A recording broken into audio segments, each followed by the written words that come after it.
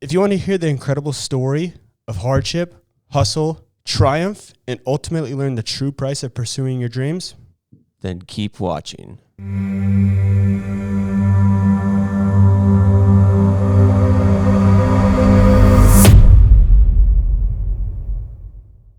what is up, everyone, and welcome back to the Weekly Intention, where we give you the insights to unlock your full potential. I am so pumped to introduce today's guest, but before I do, I have one ask.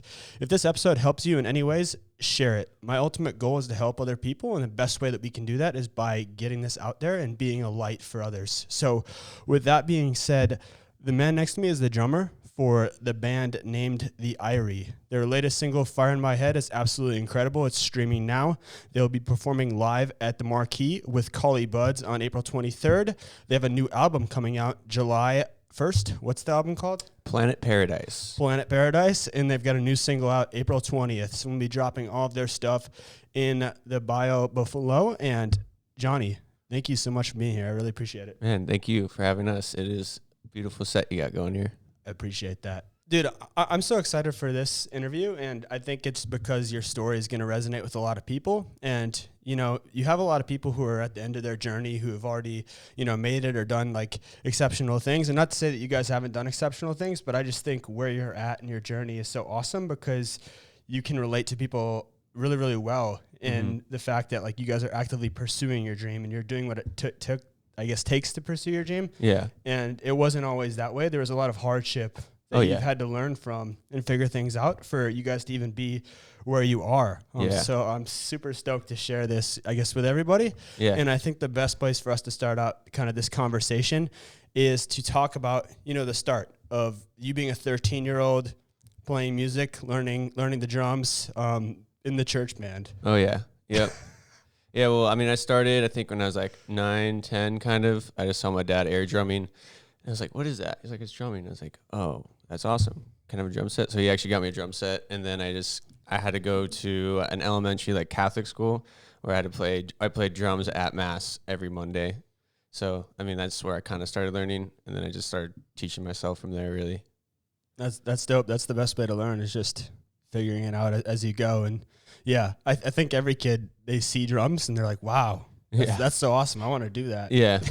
Seriously. It's just like my parents actually. Yeah. I don't know if my neighbors liked it at all, but no, they did not like it.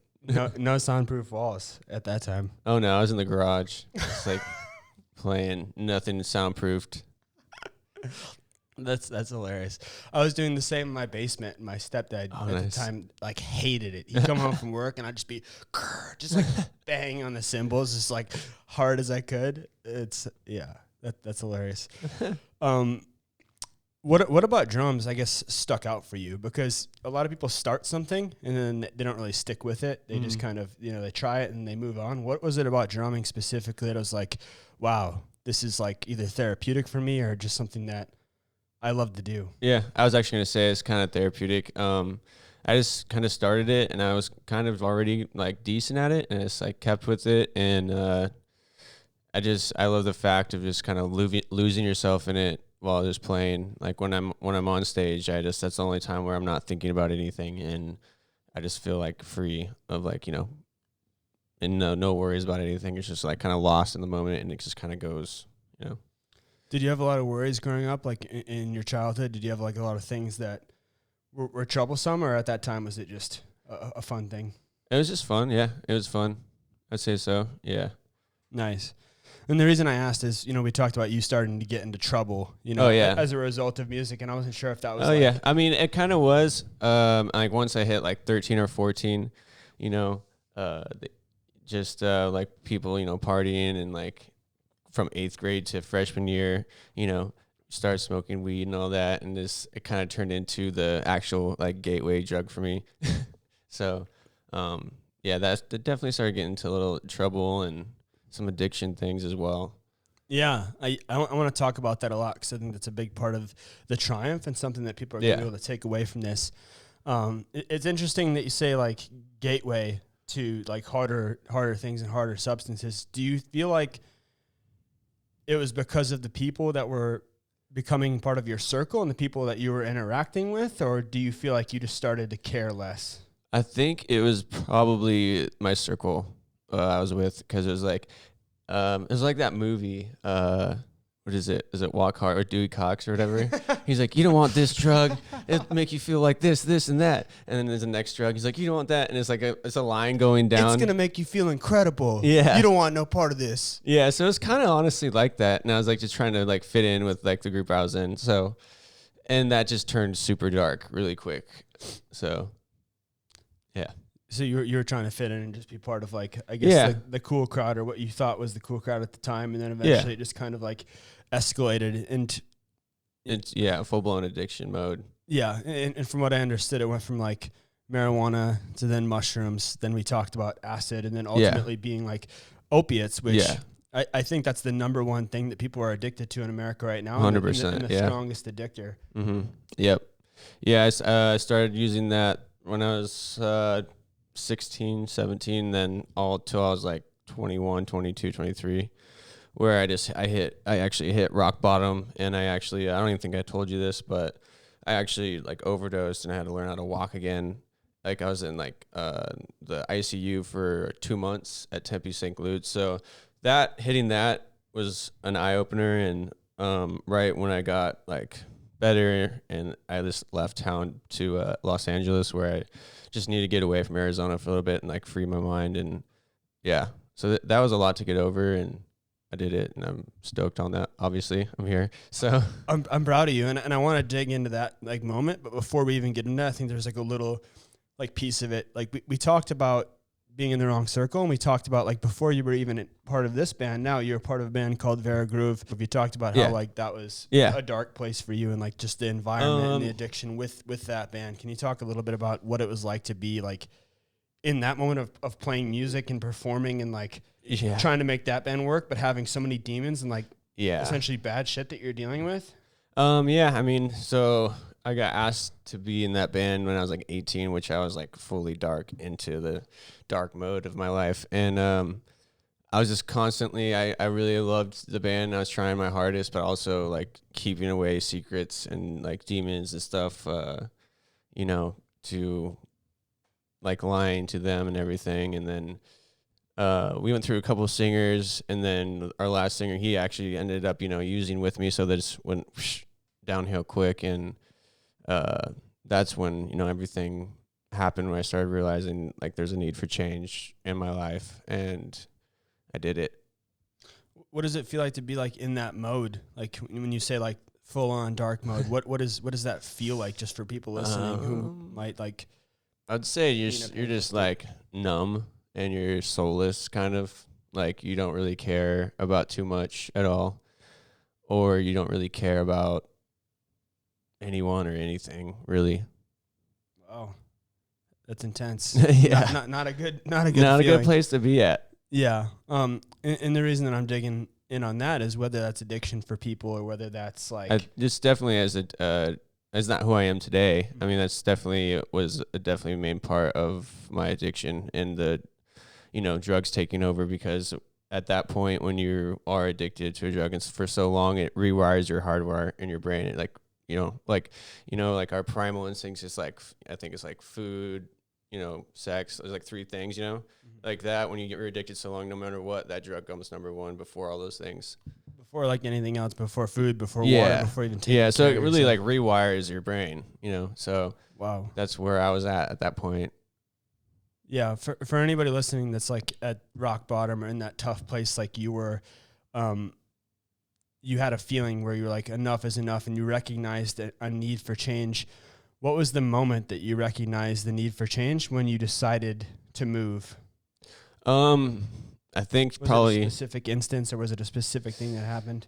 I would say waking up after, being on life support was a pretty big one for me. And then being a 21-year-old, and you wake up and you can't walk, you're looking at your legs, you're like, what the heck? Like, why can't I do this? And that once I got better and like did my, the work to get better, physical work, I was like, I gotta get out of here. It's time for a change. This is not working for me. I love Arizona, but I just need to get out. And I talked to some of my friends in Los Angeles, Rico, who took care of me. He's in a band called Tomorrow's Bad Seeds, and they just kind of looked out for me out there and just like showed me the ropes and showed me LA. That's awesome. So you ditched like the negative circle and the bad things and the bad emotions, recognized the need for change, Exactly. changed your surroundings, found people who did support you in a better version of yourself. Yep. And that ultimately led to, the catalyst for who you are today. 100%. Yeah. Yeah. That's awesome. So I think that's really important, like for anybody that's going through a struggle, is changing your environment, because it's so hard to take a new action with the same people who like, one, view you as this version of yourself. They don't want you to be a different version because they want you to be that version. Exactly. And then it's like, okay, how am I ever going to break free of this if I'm with these people? So yeah, I think environment's a big one, 100%.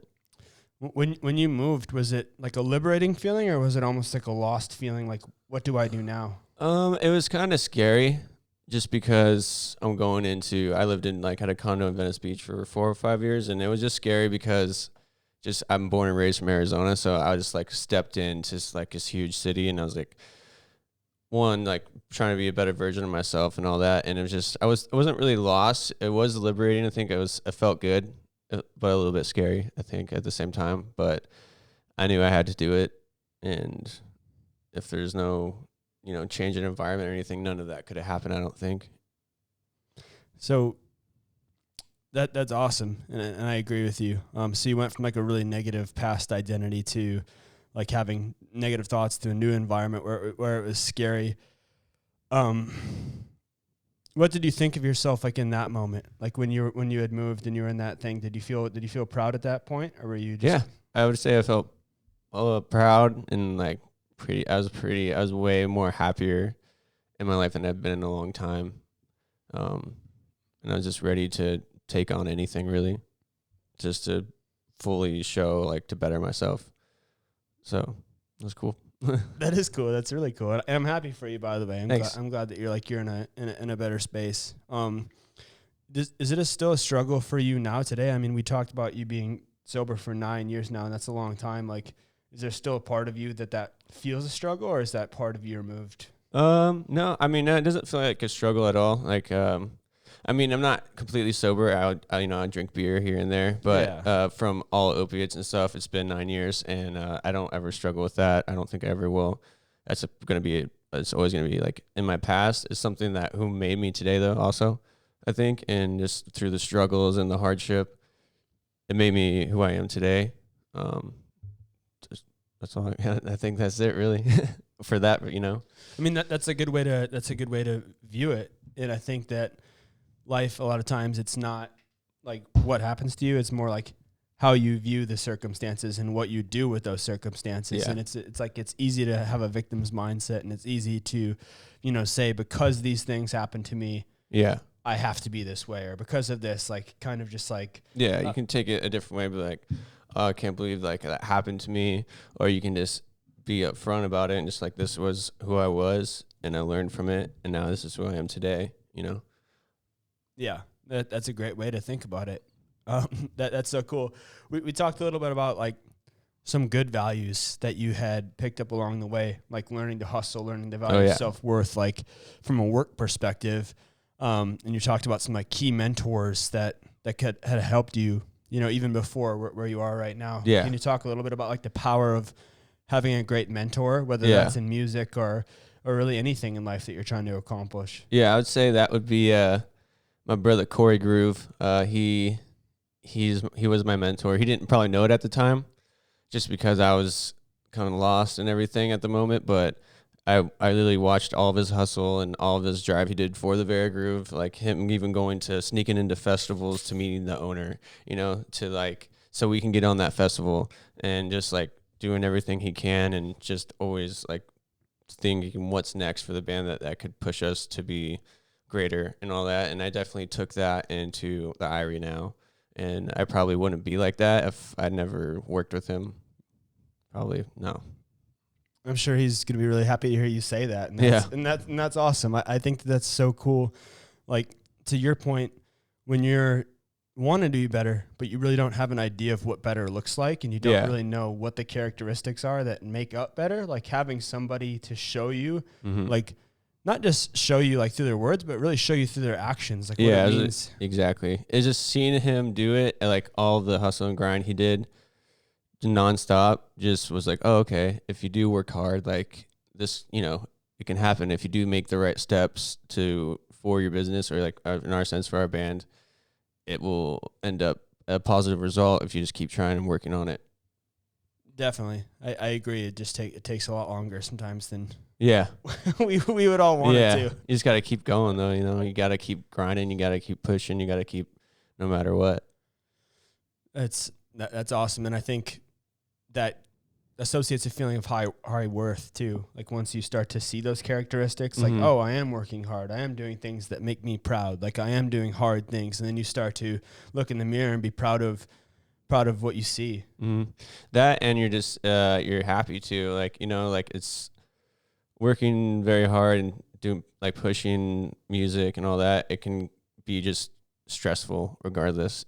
Just you're like, oh man, is this going to come out on time? Are people going to like this? Did we do all this whole album this past year? And it's like, we still haven't put it out. It's just like a lot of things you think about. You're like, oh, is anyone going to hear it? I don't know. Like, well, it's just a lot of things to think about after the fact. It's kind of stressful, I think, but when it's out and everything's done, it feels great.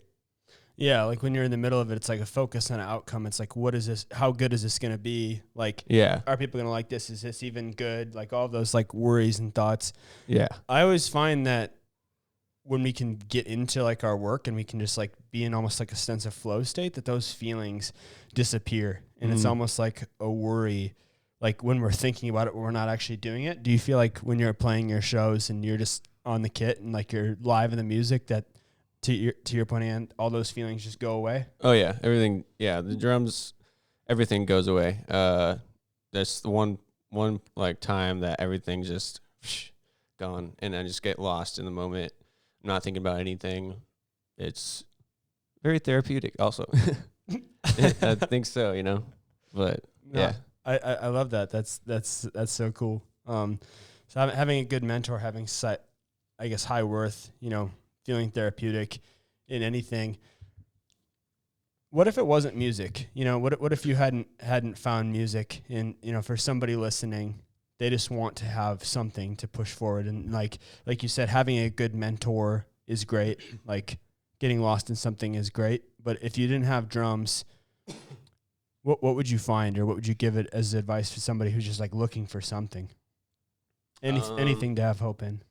I would say what we talked about, change your environment, maybe. That's probably number one, and just finding, good support as for friends to go to, or family, or just, find what you love to do. Just try new things out, if you say yes to, but don't say yes to drugs though, but say yes to, like new stuff. Is it either it's like working out or, new hobbies? You might never know. You might love it, Yeah, I love it. Gary Vee talks about that all the time. Just like saying yes to new hobbies and trying new things and tasting. Why not? I'm always down. Yeah. Hell yeah. Sometimes it's scary, like to try new things, but I think the most rewarding moments are when you do try something new and you end up like liking it, because it's essentially like, it's like a whole new world. Like when you try something new, it's like you don't know what that path can lead you down, or where that could even like take you. It could take you anywhere. Yeah. And if you don't like it, you're like, oh, I got that out of the way. I'm like, I was scared, but now I know what it's like, and I didn't like it, so on to the next thing. Well, you love drums and you love your band, the Irie. I think that's a good transition to talk about the place you're in now in the band, and I'm really excited to talk about some of this stuff. So the Irie's been around for a long time, but they weren't really doing much until you rejoined with them. As I understand, you reformed the band with them 2 years ago. Band the Very Groove, like they would, the Irie would like open up for us, and they've been around forever. George started out of high school, and I kind of just saw them play when I moved back from LA. I was like, who do I want to play with that I think, has like a push and has like a drive and that will do this with me. And so I asked George, and then we kind of revamped the band and had to make the necessary steps to make it cohesive and work, which was like pretty hard, I think, for George, is that the bass player at the time wasn't driving, and it was actually his family member, so we had to get a new bass player. So that was pretty hard. But it was just Why wasn't he jiving?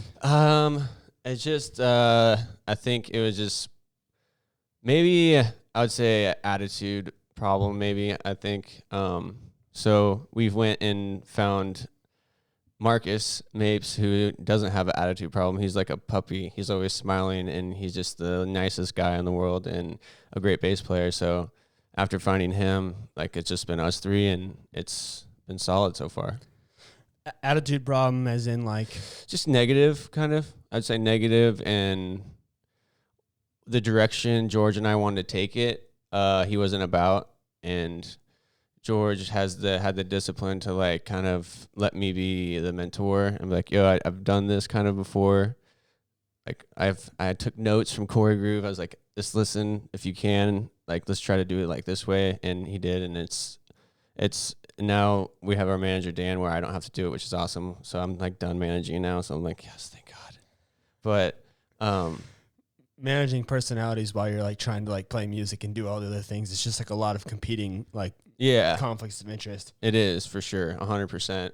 And so then we got Mapes, and it's just we went from there, and I took us to Matt Keller, who is our producer, who actually recorded the Vera Groove. He records Catastro, produces Fayuca, all those guys, and ever since we went to him, we just been coming up with, we've been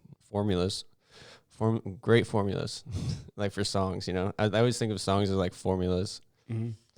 When I was talking to Andy 2 weeks ago, he said, you'll come in the studio with nothing, and then you come out with a full song that lasts forever, and just like how powerful that feels to create something, one that means a lot to you, and two, that like can have an impact in other people's lives. And I think all these things that you learned about yourself, and then finding other like-minded individuals who are all mission-focused about this, that's what it takes to have a good team. And then ultimately that good team is bought into the mission, and that allows you guys to create really well. Would you say that that's similar for you guys? And what is the creative process like for all of you guys collectively? So this last album, what we usually do is that like I make some super raw tracks, songs on Logic, and they're super raw. They're nothing crazy. And then kind of George goes from there. He comes over, he'll like write on top of that. Either it's a melody, or already have a melody, and then we'll just go over like, all right, what should we write about? Or he'll already have lyrics. And then we take that to Matt, our producer, and then we all kind of he turns it into a beast. Like we all work on stuff, we all do lyrics together. So it's a pretty long process, but like this last album, we went into Matt's studio and stayed there for a month and a half in Globe, and we brought 40 demos, and so we went through 40 demos the first and second night. We're like, all right, which one's a banger? This one? Okay, no, this one. And it was fun, and it was a lot of work, but it was worth it.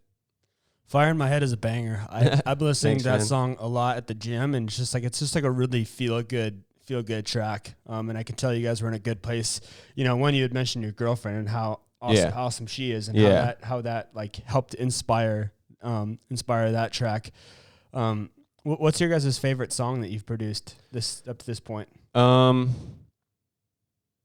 that song. I would say that was that song off the new album.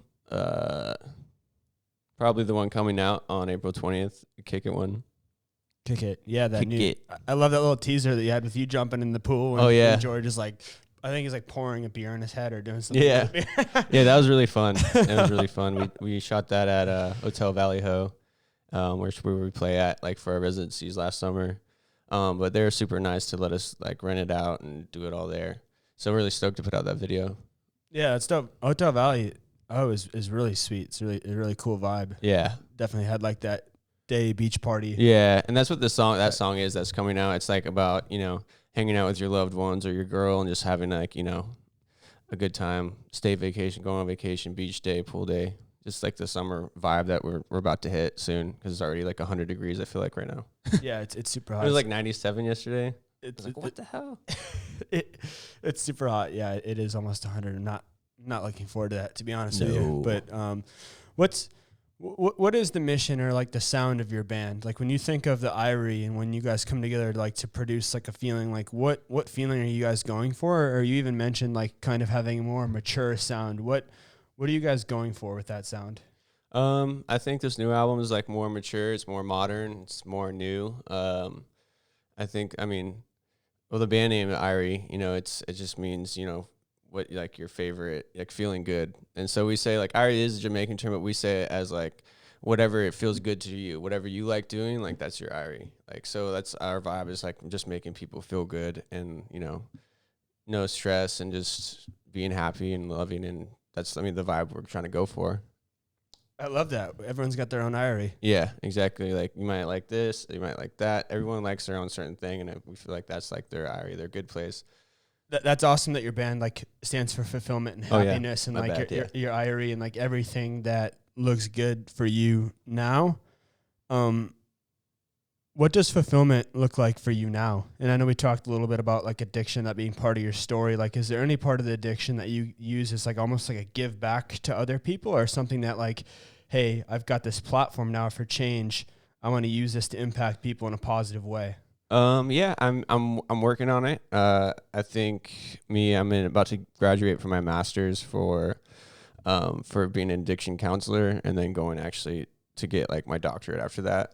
For that, so I feel like I'm going to definitely give back to the community once that is all finished with my graduation and stuff, which I'm really excited to do.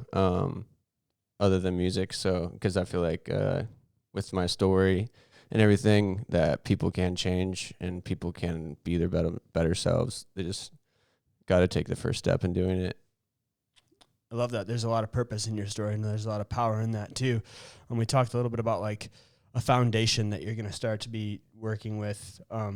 What's it called? Well, I'm just going to go on their podcast and talk, but it's called the Noel Foundation. Nice. It's actually, it's going to be like a rehab for musicians. It's Bradley Noel's sister Kelly's doing it, and Bradley Noel was the singer of Sublime who passed away actually from an overdose.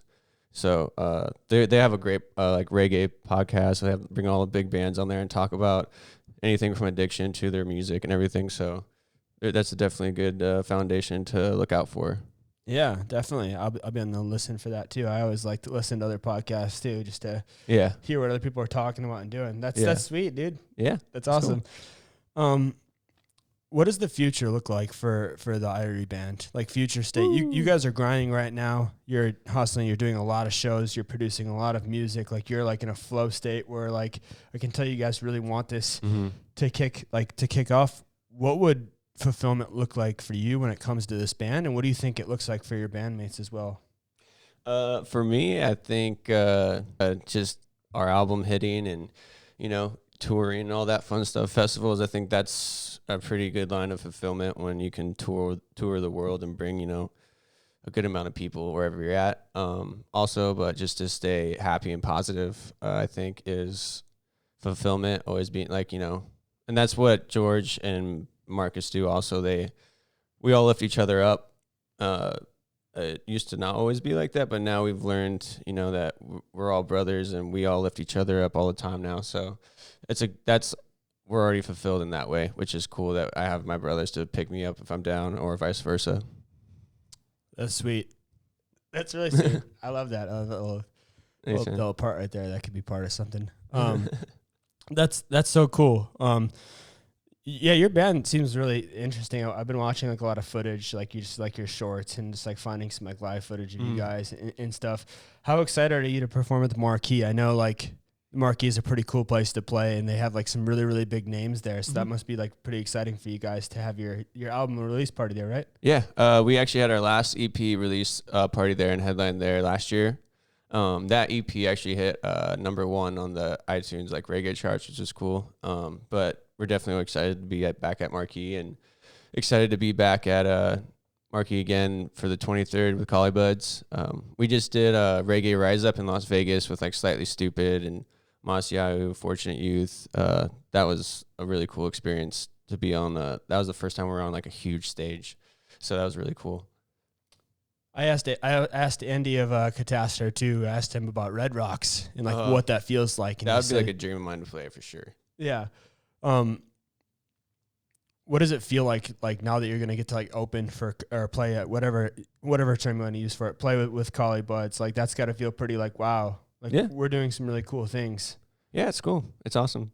Yeah, he's a super positive guy too. I love his Yeah, music. his music. Yeah, it's like he has a message. I love all of Definitely. his music. Yeah, it seems like it's very in line with what you guys talk about, like keeping a positive mindset and like life is the way that you think about it and you feel it. And Eric Rachmani too of a Revolution, Mm-hmm. man, I think he might be the most positive person I've Yeah, ever. yeah, for real. Yeah. They're cool. I actually just saw them in Hawaii like last month, and it was awesome. Really? Yeah. Like you got to go hang out with them, or you No, just no. I wanted to just saw like them? my family wanted to go to like had a trip to Hawaii. My dad likes Revolution a lot, so he's like, "Yo, I got tickets." I was like, "All right, let's go." And it was really cool. It was a cool vibe. It was really cool to see them out there. Oh my God. Revolution at Red Rocks or Revolution at Hawaii? I can't tell what would be a better vibe, but I don't know, man. Red Rocks is beautiful. Yeah. So It is really Hawaii is beautiful. beautiful too, though. So there you go. I have no doubt that you guys will end up at Red Rocks. You just got to keep, like you said, you got to keep going. I think with the weekly intention, I shouldn't say I think, I know with weekly intention, we always kind of wrap it up with like something. It's like you've been through all these experiences in your life. And if you could leave people with one thing, like just one thing based on your entire experience of who you are and what you've been through, Mm-hmm. what would you leave with somebody that could help them and make an impact in their life immediately? Just like a quick piece of advice. I would say always follow your gut and just don't be scared to make the next move to better yourself, because it can be scary, but in the end, it's worth it. And that's about it, really. That's all I got, man. Short and sweet. It's all good. But this has been awesome. Yeah, man. Thank you so much. I had a really good time. Like I had mentioned, Johnny Groove, the band, the Irie. I'm going to link their Spotify, their YouTube, and their Instagram there so you can check them all out. They're super dope. I'm excited to see what happens to them. And again, like this, share this, push this out here. I want to get this to as many people as possible. We're trying to make a change here. Just like him, I'm trying to show different perspectives of how people live and I love that. hopefully make the world a better place in doing this. So Heck yeah. I appreciate you so much, brother. Yeah, man. Thank you. Thanks for being Appreciate here. it, bro. And until next time, this is Michael and Johnny with Weekly Intention. Take care. Peace. Peace.